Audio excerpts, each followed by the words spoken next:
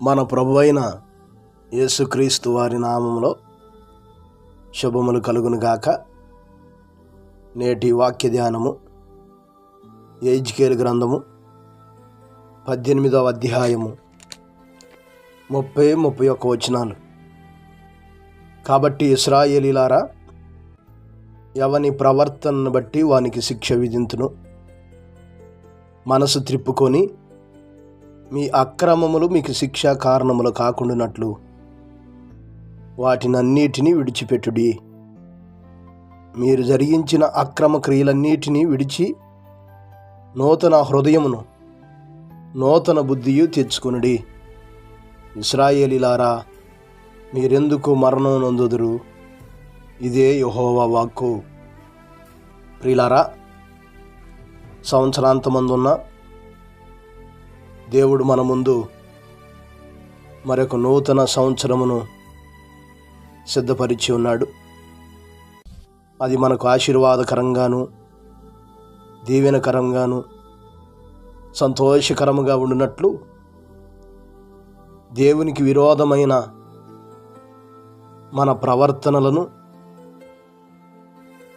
ఆయనకి వ్యతిరేకంగా చేస్తున్న ప్రతి అక్రమ క్రియలను విడిచిపెట్టి మనల్ని మనము నూతన పరుచుకొనవలసినటువంటి వారమై ఉన్నాం. ఎందుకంటే దుష్టుడు మరణం నొందుటను బట్టి దేవుడు సంతోషించేవాడు కాదు.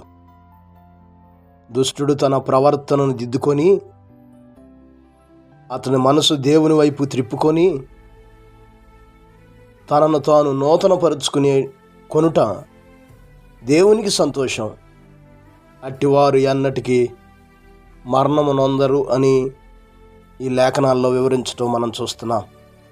ప్రియులారా, ఇప్పటి వరకు మనం నడయాడిన మార్గమంతటిని పరిశీలన చేసుకుందాం.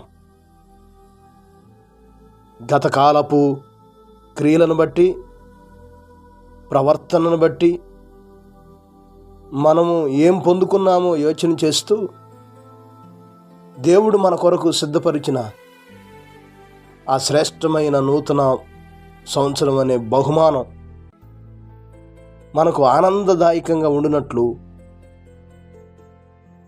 పరిపూర్ణంగా మన మనసును దేవుని వైపు త్రిప్పుకొని నూతన హృదయాన్ని, నూతన బుద్ధిని తెచ్చుకుందాం. తప్పిపోయిన కుమారుడు తండ్రి యొద్ద నుండి దూరం అయిపోయి లోక స్నేహాలను బట్టి, చెడు స్నేహాలను బట్టి తనను తాను పాడు చేసుకొని పతనవస్థకు చేరినప్పుడు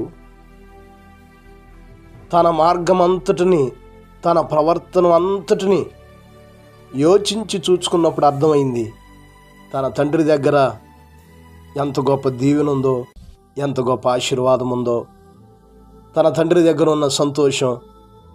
వాటన్నిటిని గుర్తుకు తెచ్చుకున్నప్పుడు తనను తాను పశ్చాత్తాపడి, అక్కడ లేఖనాల్లో రాయబడింది, అతనికి బుద్ధి వచ్చినప్పుడు మరలా తిరిగి తండ్రి వద్దకు వచ్చి తనను తాను తండ్రికి సమర్పించుకున్నట్లు మనం చూస్తాం.